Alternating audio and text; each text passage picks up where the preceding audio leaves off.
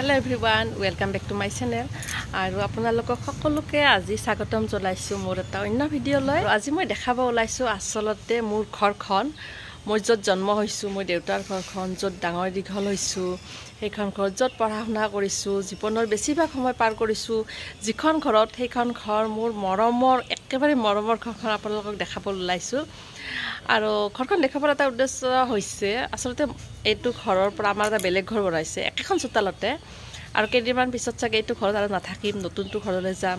গতিকে ভাবিছোঁ এটা মই স্মৃতি এটা ৰাখি থওঁ ভিডিঅ'টোৰ থ্ৰুদি। গতিকে আপোনালোকৰ ওচৰতো শ্বেয়াৰ কৰিছোঁ আজি এই ঘৰটোৰ মোৰ য'ত য'ত সৰু জীৱনৰ সৰু সৰু অনুভূতিবোৰ স্মৃতিবোৰ আছিলে যে দেখাই আছোঁ আপোনালোকক। চাই থাকাচোন ভিডিঅ'টো। মই আমাৰ পদূলি মুখৰ পৰা ষ্টাৰ্ট কৰিছোঁ। এইখিনি হ'ল আমাৰ ঘৰৰ পদূলি মুখ, আৰু এইখন হ'ল আমাৰ ঘৰৰ অকণমানিকে এখন বাগিচা। ইয়াত ফুলবোৰ ফুলি থাকে ধুনীয়াকৈ, আৰু এনেকৈ হ'ল এয়া আমাৰ ঘৰৰ ভিতৰলৈ যোৱা ৰাস্তা। এইখন হ'ল আমাৰ ঘৰৰ আগফাল। আমাৰ বাৰাণ্ডা যিহেতু দুখন, এইখন হ'ল এখন আগফালৰ বাৰাণ্ডা আৰু এখন আছে পিছফালৰ বাৰাণ্ডা। এতিয়া মই আপোনালোকক আগফালৰ বাৰাণ্ডাৰ পৰাই দেখুৱাইছোঁ। আৰু এতিয়া আমাৰ এইখন হ'ল আগফালৰ বাৰাণ্ডা, এইখন বাৰাণ্ডা। আৰু এইখন হ'ল আৰ্মি চেয়াৰ, হালামাইচা বুলি কওঁ যে আমি। এই আৰ্মি চেয়াৰখন আমাৰ মা বহে, আগতে দেউতা বহিছিলে। আৰু এইফালে আমাৰ ফ্ৰণ্ট ভাগটো চাওক, এই বাৰাণ্ডাখনৰ পৰা আমাৰ এইটো হ'ল এনেকৈ ৰাস্তা যায়, এইটো পদূলি মুখ এনেকৈ যায়। আৰু এতিয়া আপোনালোকক দেখাই আছোঁ আমাৰ ড্ৰয়িং ৰুমটো চাওক। আমাৰ হ'ল এইটো ড্ৰয়িং ৰুম, এইটোৱেই হ'ল আমাৰ ড্ৰয়িং ৰুম। এখন বিচনাত, আৰু ইয়াতে আগতে এখন টেবুল আছিল, এতিয়াতো এখন চেণ্টাৰ টেবুলখন ফালে থৈছোঁ, মাজত থোৱা নাই, ছাইডত থৈছোঁ। এখন ডাঙৰ টেবুল আছিল, আৰু ইয়াতে আমি পঢ়া শুনা কৰিছিলোঁ। খুব গৰম দিলে ৰাতি এইফালে পঢ়িছিলোঁ কিতাপ। এইফালে ধুনীয়াকৈ, এইফালে দেখিছেনে ৰাস্তাটো ধুনীয়াকৈ বতাহ আহি থাকে। ৰাতিলৈও পঢ়িছিলোঁ, দুপৰীয়া ৰাতিপুৱা। গৰম দিনত আকৌ এইটো ৰুমতে আমি টোপনি গৈছিলোঁ। এই ড্ৰয়িং ৰুমটোতে সকলোবোৰ কাম কৰিছিলোঁ, ইয়াতে পঢ়া শুনা। তাৰপিছত খুব গৰম দিলে এইটো ৰুমতে বতাহ আহে, একদম কেনেকুৱা বতাহ আহিছে। এতিয়া দেখিছেনে এইফালৰ পৰা হাৱা আহি আছে ধুনীয়া ধুনীয়া। আৰু এই পকাখনতে আমি একদম পঢ়া শুনা শোৱা গোটেইখিনি কামেই কৰিছিলোঁ। ইয়াতে আঁঠুৱা তৰি লৈছিলোঁ ৰাতি, গোটেইকেইটা মা দেউতা মই ডিম্পি চিমি আটাইকেইটা আমি ইয়াতেই শুইছিলোঁ। আৰু ড্ৰয়িং ৰুমত সোমাই আপোনালোকে দেখিব দুখন অইল পেইণ্টিং আছে, দেখিছেনে? এইখন অইল পেইণ্টিং হৈছে মোৰ আজু ককা আৰু আজু আইতাৰ, অৰ্থাৎ আমাৰ দেউতাৰ, আমাৰ আটাৰ মা দেউতাকৰ। আৰু এইফালে এখন ফটো, সেইখন ফটো দেখিছেনে মা আৰু দেউতা। এইখন বিয়াৰ আগতে উঠা ফটো। এয়া উমা ভাৰতী দেউতাক মিঠাই খুৱাই দিছে। এইখন আমাৰ মা দেউতা চিমি সৰুৰে ফটো। এয়া আমাৰ ফেমিলি পিক, মাজতে কিন্তু আমাৰ প্ৰাপ্তিজনী আছে। এয়া আকৌ আমাৰ মাৰ বিয়াৰ আগৰে ফটো। এইখন এখন সৰুতে মা দেউতা মই ডিম্পি চিমি। এই আকৌ দেউতা ইলেকশ্যন খেলাৰ সময়ৰ ফটো, নমিনেশ্যনৰ দিনা উঠিছিল। আৰু আমাৰ মাৰ এখন কইনাৰ ফটো আছে, চাবচোন এইখন দেখিছেনে? এইখন জুম কৰি মই দিছোঁ, ইয়াত মায়ে কইনা হৈছিল। মুঠতে গোটেই ঘৰটোৰ গোটেইকেইটা ৰুমৰ ভিতৰতে একদম আটাইতকৈ প্ৰিয় ৰুম আমাৰ হ'ল এই ড্ৰয়িং ৰুমটো। কিমান যে ইয়াতে স্মৃতি আছে এই ড্ৰয়িং ৰুমটোতে। ইয়াতে আমি সৰুৰ পৰা ডাঙৰ হ'লোঁ। এতিয়া আপোনালোকক দেখাই আছোঁ আমাৰ পঢ়া ৰুমটো। আচলতে আমাৰ পঢ়া ৰুম এটা বেলেগহে হয়, আমাৰ তিনিজনী ছোৱালীকে মা দেউতাই এটা ৰুমতে দিছিল। সেইটো আপোনালোকক দেখাই আছোঁ, চাওকচোন। এইফালে গৈ গৈ এইটো আমাৰ ৰুম। এখন বিচনা ইয়াতে শুওঁ, এখন টেবুল, ইয়াতে পঢ়ি শুনি ডাঙৰ হ'লোঁ। টেবুলখন বাৰু একেবাৰে সৰুতে অনা নহয় দেই, কলেজ লেভেলত আনিছিল। এইখন এখন বিচনা, ইয়াতে এতিয়া বস্তুবোৰ থৈ দিছে, ঢেৰ বস্তু, মোৰ ছোৱালীকেইজনৰ খেলা বস্তু ভৰ্তি, মোৰ বেডিং চব ভৰ্তি হৈ আছে।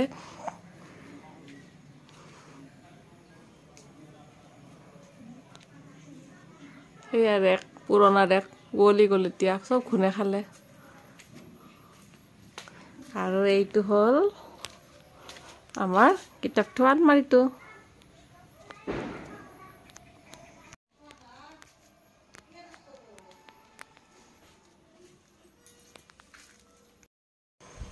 আৰু এইটো হ'ল আমাৰ মাজৰ ৰুম। আৰু মাজৰ ৰুম মানে ইয়াতে ফ্ৰিজটো আছে, এইফালে আমাৰ মন্দিৰটো আছে, এনেকৈ কিবা কিবি বস্তু থাকে, চব জমা হৈ গৈছে বস্তু। আপোনালোকক মই ৰুমটো ষ্টাৰ্টিঙৰ পৰা দেখাই আছোঁ। এইফালে আগফালৰ বাৰাণ্ডাখনৰ পৰা সোমাই দৰ্জাখন আছে। এয়া ফাৰ্ষ্ট আমাৰ এয়া মন্দিৰ ভাগ পোৱা যায়। এনেকৈ ওপৰতে মন্দিৰটো আমাৰ আছে আৰু কাষতে আছে আমাৰ দেউতাৰ ফটো দুখন। ইয়াত আমি চাকি বন্তি লগাওঁ।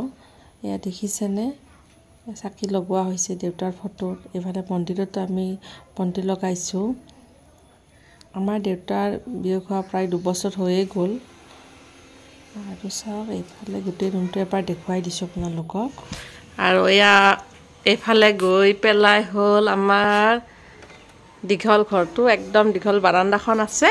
আৰু ইয়াৰ ৰাইট ছাইডত আছে, এইটো হ'ল মা ৰুম। আমাৰ মা ৰুমটোতে এনেকৈ বহু দিনৰ আগৰ এইটো এটা কাঠৰ আলমাৰি আছে। সৰু থাকোঁতে আমি ইয়াতে কাপোৰ কানিবোৰ থৈছিলোঁ।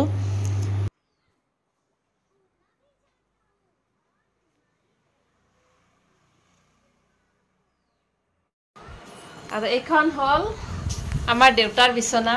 ইয়াত দেউতাই শুইছিলে আৰু এইফালে আমাৰ মা থাকে। দেউতা বাৰু এতিয়া ঢুকাই থাকিলে। দেউতা এইখিনিতে বহে। এইখন কৃষ্ণৰ ফটো এখন আছে, এইখিনিতে দেউতা আছিল। আমি দেউতাৰ ওচৰতে থাকোঁ মাজে মাজে, এইফালে মাৰ ওচৰতে থাকোঁ। ইফালে আমি আকৌ যেতিয়া আমি ড্ৰেছ আপ কৰি থাকোঁ কলেজত যোৱাৰ সময়ত বা ক'ৰবাত যোৱাৰ সময়ত, দেউতাই এখন ওচৰতে শুই শুই আমাক চাই থাকে, ডিৰেকশ্যন দি থাকে, কেনেকৈ চুলিখিনি আঁচুৰিম, কেনেকৈ ধুনীয়া লাগিব, কেনেকৈ চেলেক উঠিম, মানে বেনি গুঠিম নে খোপা গুঠিম। দেউতাই ইয়াৰ পৰাই শুই শুই আমাক কৈ থাকে। খুব মনত পৰে দেউতাৰ এই স্মৃতিকণ। এইখিনি জেগাতে আমাৰ দেউতাটো শুই আছিলে। কিবা সেইজনী মোৰ ছোৱালীজনী, হাই দিয়া, মই আইতামাৰ বিচনাত শুই আছোঁ।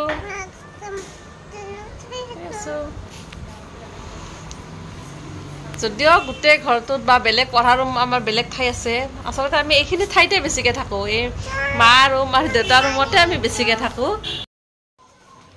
এইটো ৰুমটো আপোনালোকক দেখালোঁ। এইটো আমাৰ পঢ়াৰ ৰুমটো দেখালোঁ।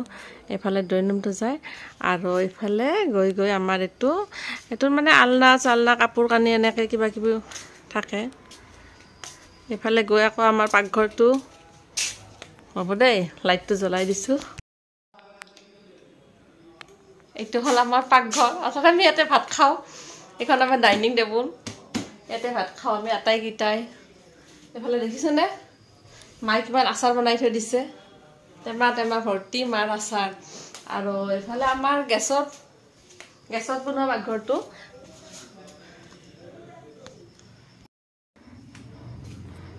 ঘৰটো ওলিয়ে গ'ল,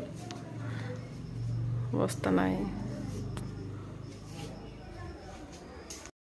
ঘৰটো দেখাবলৈ বৰ বেয়াও লাগিছে, কাৰণ বহুত কিনিব লাগিছে। এইফালে দেখিছেনে লেম্প, সৰুতে যে পঢ়িছিলোঁ লাইট গ'লে, আজিকালিতো ইনভাৰ্টাৰ হৈছে মানুহৰ বা LED লাইটবোৰ আছে, গতিকে আগতে লেম্পটোৱে আছিল পঢ়াৰ কাৰণে। বহুত বছৰ হ'ল ঘৰটো। দেউতাৰ জন্মৰ আগতে বা দেউতাৰ জন্মৰ সময়তে হেৰি হৈছিল, আমাৰ ককা আইতাহঁত থাকোঁতে ঘৰটোতো বহুতখিনি ওৱলি গ'ল। সেইকাৰণে বেলেগ এটা ঘৰ বনাব লগা হৈছে। আৰু যিহেতু এইটো হাফ ৱাল আছিল, এইবোৰ ইটাৰে গঠা নাছিল, গতিকে আমাৰ ঘৰটো থাকিলোঁ, ডাঙৰ হ'লোঁ। এতিয়া আপোনালোকক আমাৰ বাৰাণ্ডাখন দেখাই আছোঁ পিছফালৰ। এইটো চোফা, এইটো মাৰ বিয়াৰে চোফা আছিল।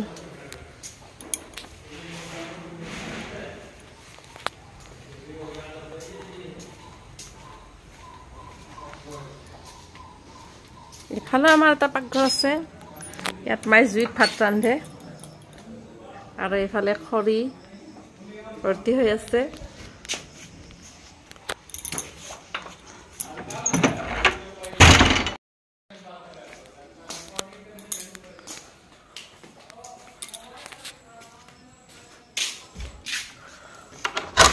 আৰু এইফালে আমাৰ এইটো হ'ল পিছ চাইড, কুঁৱা আছে, দমকল আছে।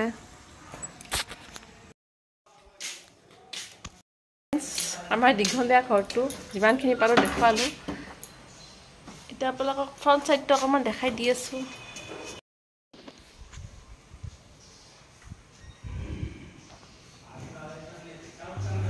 আৰু এইখন হ'ল আমাৰ ঘৰৰ মেইন চোতালখন চোতালৰ এইটো এনেকৈ দীঘলীয়াকৈ ঘৰটো আৰু ইফালে হ'ল ৰাস্তাটো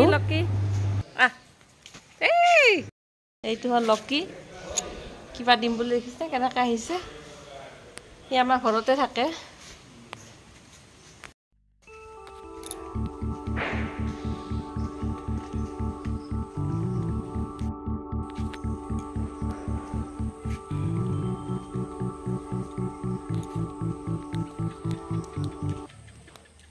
তেনেহ'লে ফ্ৰেণ্ডছ আজি আপোনালোকক আমাৰ ঘৰটো দেখালোঁ বহুত মৰম বহুত হেঁপাহ আছিলে এই ঘৰখন বহুত স্মৃতি আছে ইয়াতে সৰুতে পৰা জন্ম হ'লোঁ ডাঙৰ হ'লোঁ দীঘল হ'লোঁ পঢ়িলোঁ এইখন ঘৰ যিমান দিনলৈ মোৰ জীৱনটো থাকে যিমান দিনলৈ জীয়াই থাকে এই ঘৰখন কেতিয়াও পাহৰিব নোৱাৰোঁ আচলতে আজি মই খুব আৱেগিক হৈ পৰিছোঁ প্ৰতিটো বস্তু প্ৰতিটো চকুৰ সকলোবোৰ মোৰ সজীৱ হৈ থাকিব সদায় মনত সজীৱ হৈ থাকিব ইয়াৰ লগত থাকিব মোৰ দেউতাৰ স্মৃতিবোৰ মোৰ দেউতাক আপোনালোকক আকৌ এবাৰ দেখাই আছোঁ এয়া চাওক মোৰ দেউতা আজি দেউতা নাই কিন্তু এয়া দেউতাৰ স্মৃতিবোৰ বুকুত সদায় বান্ধি ৰাখোঁ দেউতাই সদায় আমাৰ বুকুত সজীৱ হৈ আছে আমাৰ বুকুৰ মাজত আমাৰ পৰিয়ালটোৰ মাজত মোৰ মৰমৰ দেউতা বাওঁহাতেদি চলোঁ এয়া মোৰ মৰমৰ দেউতা আমাৰ সকলোৰে মৰমৰ প্ৰতিটো মুহূৰ্তই এই ঘৰত এতিয়াও যি কাম হৈ আছে যি কৰি আছোঁ প্ৰতিটো পল অনুপল প্ৰতিটো মুহূৰ্ত আমি দেউতাকেই মাথো স্মৰণ কৰোঁ দেউতাৰ অবিহনে যে সঁচাকৈ ঘৰখন আধৰুৱা হৈ গ'ল আমাৰ তো উপায়তো নাই আৰু মানুহ জন্ম হ'লেতো এদিন মৃত্যু হ'বই লাগিব এই বাস্তৱ সত্যখিনি আজি মানি ল'লোঁ আমি সকলোৱে মানি লৈছোঁ মানে এইটো এটা নিষ্ঠুৰ বাস্তৱ হয় যে মানুহ এজনক হেৰুৱাটো আপোন মানুহ এজনক নিজৰ মা দেউতাকক হেৰুৱাটো কিমান দুখৰ কথা যিজনে মানে হেৰুৱাইছে তেওঁলোকেহে বুজি পাব যিয়ে নহওক আৰু আজি মই এই ভিডিঅ'টোৰ জৰিয়তে মোৰ স্মৃতি মোৰ সৰুৰ পৰা ডাঙৰ হোৱা ঘৰখন আজি আপোনালোকৰ লগত শ্বেয়াৰ কৰিছোঁ আপোনালোককো দেখালোঁ ঘৰটো বহুত ভাঙি চিঙি উৱলি গৈছে কাৰণ এইটো ঘৰ দেউতাৰ জন্মৰ আগতেই আমাৰ ককাহঁতৰ দিনৰে আছিল সেইখন ঘৰতো দেউতাহঁত ডাঙৰ হ'ল আমি ডাঙৰ হ'লোঁ বিয়া হ'লোঁ তথাপি ঘৰখন আমাৰ খুব হেঁপাহ আৰু মৰমৰ মানে এই ঘৰটো এৰি অন্য এটা ঘৰত একেখন চোতালতে আমাৰ এটা ঘৰ বনাইছে মায়ে আৰু আমি সেইটোলৈ শ্বিফ্ট হ'ম অতি কম সময়ৰ ভিতৰতে কিন্তু মনটোৱে মানি লোৱা নাই মানে দুখ লাগিছে এইটো ঘৰৰ প্ৰতিটো চুক কোণ মোৰ পঢ়া টেবুলখন মই শোৱা বিচনাখন মানে এইখিনি মানে আকৌ ভাবি মোৰ বহুত বেয়া লাগিছে কেনেকৈ এৰি যাম আকৌ নতুন কিবা এটা স্মৃতিবোৰ যেন ভাঙি যাব আমাৰ তেনেকুৱা লাগে আৰু আগৰ স্মৃতিবোৰ তথাপিতো আৰু থাকিব নোৱাৰি যিহেতু ঘৰটো উৱলি গৈছে ভাঙি পৰে ৱালবোৰ ফ্ৰেণ্ডছ আজি মোৰ মৰমৰ ঘৰখন আপোনালোকক দেখালোঁ মোৰ আদৰৰ মোৰ হেঁপাহৰ সৰুৰ পৰা ডাঙৰ হোৱা ঘৰখন আৰু মোৰ মৰমৰ ঘৰখনৰ স্মৃতিবোৰ শ্বেয়াৰ কৰিলোঁ তেনেহ'লে আজিলৈ ইমানতে সামৰিলোঁ আজি বাই আৰু লগ পাম নতুন এটা ভিডিঅ'ত